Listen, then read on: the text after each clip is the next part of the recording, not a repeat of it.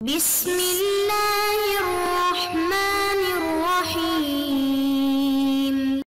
السلام علیکم ورحمۃ اللہ وبرکاتہ۔ بسم اللہ الرحمن الرحیم۔ عزیز طلباء کرام، ایم اے اسلامیات کے مضمون فقہ و اصول الفقہ کا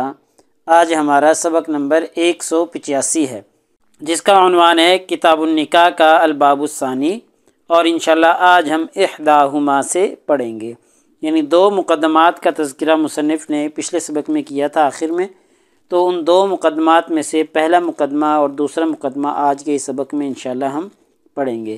تو نیا سبق شروع کرنے سے پہلے ہم گزشتہ سبق کا خلاصہ دیکھتے ہیں۔ پچھلے سبق میں ہم نے سب سے پہلے عبارت کا ترجمہ اور عبارت کی مختصر تشریح پڑھی تھی، اور مختصر تشریح کے دوران ہم نے مہر کی مقدار کی جو تحدید ہے اور عدم تحدید ہے، اس حوالے سے ایک اثر، ایک حدیث مبارکہ دلیل کے طور پر پیش کی تھی۔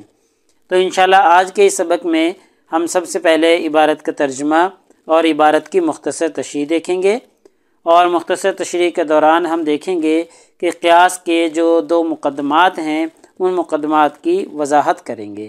اور ایسے ہی تحدید کے جو قائلین فقہا ہیں ان کے دلائل کے جوابات مصنف دیں گے، یعنی جو فقہا کہتے ہیں کہ مہر کی کم از کم مقدار متعین ہے، جیسے احناف فقہا کہتے ہیں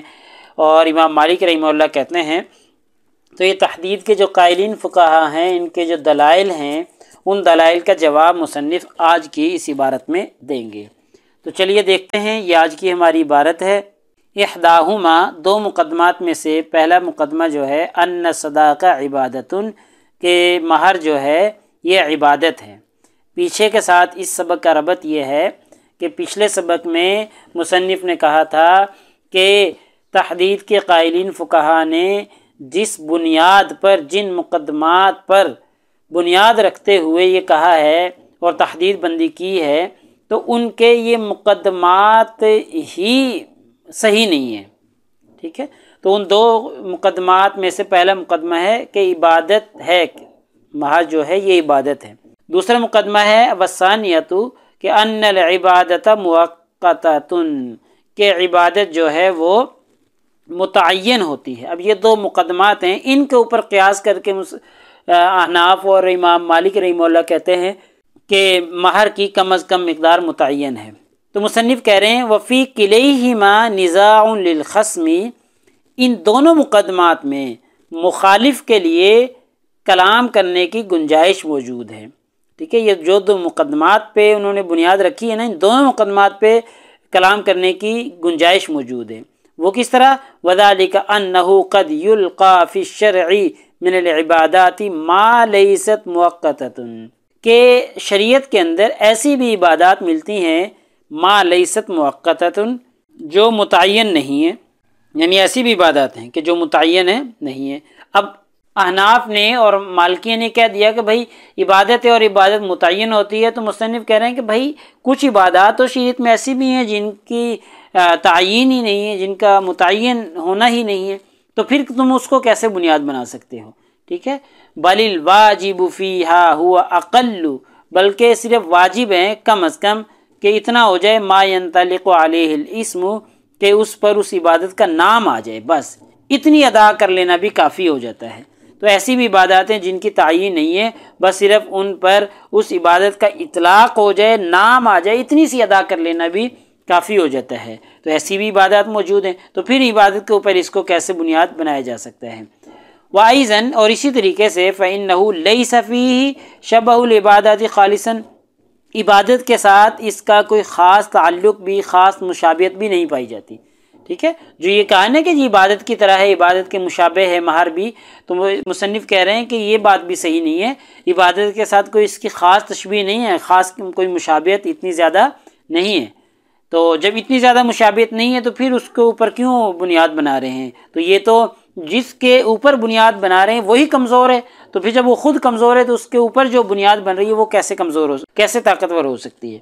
وَإِنَّمَا صَارَ الْمُرَجِّحُونَ لِهَذَا الْقِيَاسِ عَلَى مَفْهُومِ الْأَصْلِ، اور جو یہ بات سمجھ لیں، حدیث مبارکہ پیچھے پیش کی تھی، اور حدیث مبارکہ میں یہ ثابت کیا گیا تھا کہ کم از کم مہر کی مقدار متعین نہیں ہے، کم از کم جو متعین نہیں ہے یہ حدیث نے ثابت کر دیا تھا۔ اب جو اس حدیث کے اوپر قیاس کو ترجیح دیتے ہیں وہ کیوں ترجیح دیتے ہیں اس کی وجہ بیان کر رہے ہیں مصنف یہاں سے کہ بینما صار المرجحون، کہ جو ترجیح دیتے ہیں قیاس کو اس حدیث کے مفہوم پر، وہ کیوں ترجیح دیتے ہیں؟ لاحتمال ان یکون ذلک الاسر خاصا بذلک الرجل، کہ جو حدیث مبارکہ میں یہ سارا واقعہ بیان ہوا ہے یہ صرف اور صرف اسی آدمی کے ساتھ خاص ہے، ٹھیک ہے، صرف اسی آدمی کے ساتھ، اس کے مفہوم کو اور اس کے حکم کو ہم عام نہیں کریں گے۔ تو یہ فقہا جو ترجیح دیتے ہیں وہ اس لیے ترجیح دے دیتے ہیں قیاس کو کیونکہ وہ مسئلہ تو صرف اس مرد کے ساتھ خاص تھا اور کسی کے لیے ایسا حکم نہیں ہے۔ کیوں؟ لقولہ فیہ، کیونکہ اس میں ایک قول یہ بھی ہے کہ قد انکحتھا بما معک من القرآن، کہ اس میں یہ کہا گیا ہے نا کہ میں تیرا نکاح اس کے ساتھ کرواتا ہوں اس کے بدلے میں جو تیرے پاس قرآن کا حصہ ہے۔ تو اب دیکھیے اس میں مخاطب کا صیغہ ہے کہ معاکا، مخاطب کا صیغہ ہے، تو اس لیے قائلین فقہا جو ہیں تعدید کے وہ کہتے ہیں کہ جب اس میں اس مرد کے ساتھ خاص ہے تو اس کا حکم عام نہیں کیا جائے گا۔ تو یہ اس لیے ترجیح دیتے ہیں فقہا حدیث کے اوپر قیاس کو۔ تو مصنف کہہ رہے ہیں وَهَذَا خِلَافٌ لِلْأُصُولِ، اور حدیث کے اصول کے یہ خلاف ہے، ٹھیک ہے، جو یہ بات کی ہے نا کہ جی یہ جو ترجیح دے رہے ہیں یہ بات ان کی صحیح نہیں ہے، یہ حدیث کے جو اصول ہیں اس کے خلاف ہے۔ کیوں؟ وَإِنْ كَانَ قَدْ جَاءَ فِي بَعْضِ رِوَایَاتِهِ، کیونکہ بعض روایات میں آیا ہے کہ انہ قال، نبی کریم صلی اللہ علیہ وسلم نے فرمایا تھا قم فعلمها، کہ کھڑا اور چل اسے سکھا، ٹھیک ہے، یعنی آپ صلی اللہ علیہ وسلم نے اسے یہ بھی فرمایا تھا کہ چل کھڑا ہو اور اس کو تعلیم دے جو تیرے پاس قرآن کا حصہ ہے۔ لما ذکر انہ معه من القرآن، یعنی جو اس نے ذکر کیا تھا کہ قرآن کا اس کا پاس حصہ ہے اور اس نے اقرار کیا تھا تو اس کا حصہ جو اس کے پاس ہے اس سے چل کر سکھائے۔ فقام فعلمها، تو وہ آدمی کھڑا ہوا اور اس نے اس عورت کو وہ قرآن کا حصہ سکھایا۔ فجاء نکاحا بإجارۃ، تو پھر نبی کریم صلی اللہ علیہ وسلم نے ان کا نکاح کیا، تو اس طرح نکاح اجرت پر ہوا، نکاحا بإجارۃ، یہ اجرت پر نکاح ہوا ہے، ٹھیک ہے۔ تو اب ترجیح نہیں دی جا سکتی، مصنف کہہ رہے ہیں کہ بھئی یہ تو اجرت پہ نکاح ہوا ہے کہ اس نے سکھایا، اس کو اجرت ملی، پھر اس اجرت کے بدلے میں اس نے پھر نکاح کیا تھا، ٹھیک ہے۔ تو اس طریقے سے مصنف نے ان کی ترجیح جو حدیث کے اوپر قیاس کو دی جا رہی ہے اس کا جواب بھی دے دیا ہے اور بتلا دیا کہ جو ان کی دلیل ہے اس کی جو بنیاد ہے 2 مقدمات ہیں اور دونوں مقدمات ہی کمزور ہیں، لہٰذا ان کو بنیاد نہیں بنایا جا سکتا، اور جو وہ قیاس کو ترجیح دے رہے ہیں حدیث پر اس کا جواب بھی مصنف نے دے دیا ہے۔ تو آگے دیکھیں، لیکن لما التمسوا اصلا، لیکن جب انہوں نے کوئی اس کی بنیاد تلاش کی، یعنی وہ فقہا جو تحدید کے قائل ہیں، جب ان کو کوئی بنیاد نہ مل سکی تو انہوں نے اور تلاش کی کہ اس کو ہم کس پہ قیاس کر سکتے ہیں، کس پہ بنیاد بنا سکتے ہیں، تو یقیسون علیہ قدر صداقی، انہوں نے مہر کی جو مقدار ہے اس کو قیاس کیا۔ لم یجدوا شیئا، جب وہ کوئی بھی چیز نہ پا سکے، اقرب شبہا بہ، اس کے مشابہ کوئی چیز، قریب کوئی چیز نہ پا سکے تو انہوں نے اس کو تشبیہ دی یا اس کو قیاس کیا من نصاب القطعی، ہاتھ کاٹنے کے نصاب پر، ٹھیک ہے۔ یعنی جب ان کو کوئی چیز، مصنف کہہ رہی ہے کہ جب ان کو احناف کو اور مالکیہ کو کوئی چیز نہ مل سکی قیاس کرنے کے لیے، کوئی بنیاد نہ مل سکی، جو بنیاد انہوں نے بنائی تھی عبادت وہ تو کمزور تھی، تو جب ان کو نہ مل سکی تو پھر انہوں نے اور تلاش کی، تو جب تلاش کیا تو پھر ان کو نصاب جو ہاتھ کاٹنے کا ہے وہ اس کے قریب نظر آیا، تو پھر اس کے اوپر اس کو قیاس کر لیا۔ مصنف کہہ رہے ہیں علی بعد ما بینہما، حالانکہ دونوں میں زمین آسمان کا فرق ہے، یوں کہہ لیں کہ ٹھیک ہے، مصنف کہہ رہے ہیں کہ دونوں میں بہت بعد ہے، بہت دوری ہے۔ کس طریقے سے؟ وذالک ان القیاس الذی استعملوه فی ذلک هو انہم قالوا عضو مستباح بمال، وہ قیاس کس طریقے سے کرتے ہیں کہ انہوں نے اس معاملہ میں یہ قیاس استعمال کیا کہ نکاح میں بھی مال کے بدلے ایک عضو حلال ہوتا ہے، ٹھیک ہے، یعنی نکاح میں کیا ہوتا ہے، مال کے بدلے میں ایک عضو حلال ہوتا ہے نا، عضو مستباح، کہ ایک عضو حلال ہو جاتا ہے مال کے بدلے میں۔ فوجب، پس واجب ہے کہ ان یکون مقدرن، تو اس کو مقدر مانا جائے، اس کی مقدار کو اس کی مساوی رکھا جائے، اصلہ القطع، کہ حالانکہ اس کی جو اصل ہے وہ ہاتھ کاٹنا ہے۔ جیسے ایک مال کے بدلے میں کسی انسان کا عضو کاٹنا، ہاتھ کاٹنا مباح ہو جاتا ہے، ایسے ہی مہر کے بدلے میں عورت کا ایک عضو جو ہے وہ مرد کے لیے مباح ہو جاتا ہے، ٹھیک ہے۔ تو یہ قیاس احناف نے اور مالکیہ نے پیش کیا، تو قیاس کیا کہ بھئی اس کی جتنی مقدار ہے تو پھر اس کی بھی مہر کی بھی کم از کم اتنی مقدار ہونی چاہیے۔ تو ہاتھ کاٹنے کا نصاب کم از کم وہ 10 درہم ہے، تو اس لیے فقہا نے کہہ دیا کہ اس کا بھی 10 درہم ہوگا، لہٰذا ہاتھ کاٹنے پر اس کو قیاس کر لیا گیا۔ تو لہٰذا جب اس کو قطع ید پر قیاس کرنے لگے، اب مصنف بیان کرنے لگے ہیں وضعف هذا القیاس، اس قیاس کی کمزوری یہ ہے، ہوا من قبل الاستباحۃ فیہما ہی مقولۃ باشتراک الاسم۔ مصنف کہہ رہے ہیں کہ یہ جو مباح ٹھہرایا جا رہا ہے یہ ایک محض لفظی اشتراک ہے، ٹھیک ہے، مقولۃ ایک لفظی اشتراک ہے، اشتراک الاسم یعنی الفاظ کا ہیر پھیر ہے، باقی حقیقت سے اس کا کوئی تعلق نہیں ہے، یعنی الفاظ ہی ہیں جن سے یہ ثابت کیا جا رہا ہے کہ بھئی قطع ید میں 10 درہم ہوں گے تو قطع ید ہوگا، ایسے ہی مہر میں بھی